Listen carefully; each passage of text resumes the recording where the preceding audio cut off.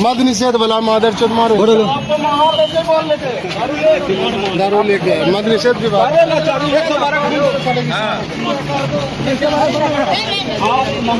गाली दिए ना पहले गाली दिए थे आपने मुझे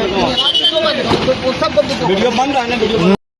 हम समझते हैं कि ये वीडियो आप देख चुके होंगे, लेकिन सवाल ये उठता है कि ये गाड़ी मद निषेध विभाग का है।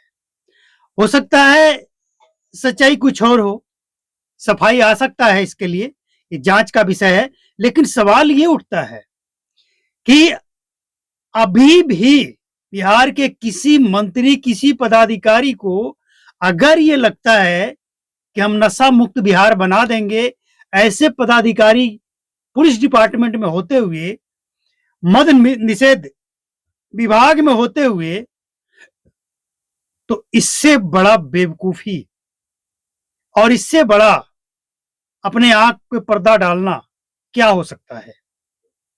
मतलब एकदम साफ दिख रहा है ना भाई कि मद निषेध विभाग जिसकी जिम्मेवारी है बिहार को नशा मुक्त करना, और वही गाड़ी अगर होम डिलीवरी करने में लग जाए तो फिर काहे का शराबबंदी और काहे का नशा मुक्त बिहार। और ये तो छोड़ ही दीजिए, ये तो एक बोतल 750 ml इतना बड़ा होता है ना, एक हाथ का लगभग पूरा। ड्रग्स कितना होता है? 100 ग्राम का अगर पुड़िया है तो लाखों का हो सकता है। एग्जैक्ट हमें प्राइस याद नहीं, पता नहीं, याद क्या पता नहीं, लेकिन अगर पर्स में भी कोई 50 ग्राम 100 ग्राम पुड़िया लेकर चल रहा है तो वो लाखों का ड्रग्स का सप्लायर हो गया। उसको कैसे रोक लगाएंगे आप? जब ये नहीं आप रोक लगा पा रहे हैं तो ड्रग्स रोक लेंगे आप। और इस तस्वीर के बाद सफाई आने को आ सकता है, लेकिन इसके बाद भी अगर किसी को लगता है तो या तो वो मूर्ख है या फिर जनता को मूर्ख बनाया जा रहा है। ये दो के अलावा तीसरा कोई बात ही नहीं हो सकता है। लेकिन अब नया मुख्यमंत्री आएंगे तो ये सब देखेंगे, इसके बाद क्या निर्णय लेंगे वो सबसे महत्वपूर्ण होता है। लेकिन एक सवाल और खड़ा होता है यहां पे कि अगर जनता को जेल भेजना है, जो 100 ml पी रखा है, 50 ml या नहीं भी पी रखा है भैया, शराब नहीं, कोरेक्स, कफ सिरप या फिर होम्योपैथी दवाई, ब्रोथेनेलाइजर लगाया, अल्कोहल बताया, सीधा चालान। कोर्ट का फटकार के बावजूद आज भी हो रहा है ये काम। गाड़ी भी कोर्ट का कहना है कि जिसके नाम पे गाड़ी है उसी का अगर शराब तस्करी में पकड़ा जाता है तो गाड़ी पकड़िए, वरना नहीं। लेकिन कोर्ट के आदेश का यहाँ कोई वैल्यू नहीं है।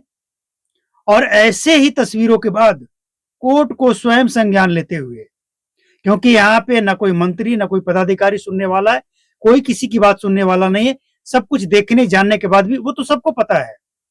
और यहाँ तो जहरीली शराब से पीकर मौत होने के बाद भी कह दिया जाता है कि मौत जहरीली शराब से नहीं हुआ है, जबकि सारा लक्षण पीने के बाद आंख का रोशनी जाना, इसके बाद मौत होना, और फिर भी कहा जाता है कि नहीं जहरीली शराब से मौत की पुष्टि नहीं हुई है। तो यहां तो कुछ भी हो सकता है। मद निषेध विभाग का गाड़ी है, हो सकता है ये भी कह दिया जाए कि ये गाड़ी फर्जी है, या ये कह दिया जाए कि कहीं से जब्त करके ये लोग जा रहे थे, या ये भी कह दिया जाए कि नहीं न गाड़ी फर्जी है न जब्त करके जा रहे थे, लेकिन जो इसमें पदाधिकारी हैं वो सब फर्जी हैं। कुछ भी हो सकता है, लेकिन सच्चाई जनता के सामने आना चाहिए कि आखिर बिहार में इस शराब की तस्करी के पीछे कौन है। सम्राट चौधरी, डीजीपी साहब, सबका कहना है कि हम पूरी मुस्तैदी से लगे हुए हैं, फिर भी ये हाल है तो काहे का मुस्तैदी।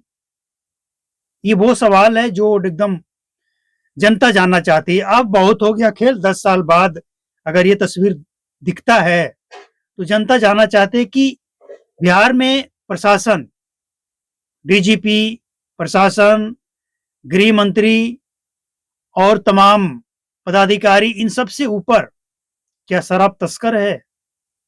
मतलब शराब तस्कर का पहुंच सिर्फ पटना तक नहीं है, ऐसा लग रहा है कि दिल्ली तक है, कि कोई हाथ ही नहीं डाल पा रहा है किसका मालिक कौन है। अगर बिहार में ये गाड़ी फर्जी है, इसमें बैठे लोग फर्जी हैं, स्टिकर बैनर सब फर्जी है, तो आपके डिपार्टमेंट के लोग बैठकर क्या कर रहे हैं?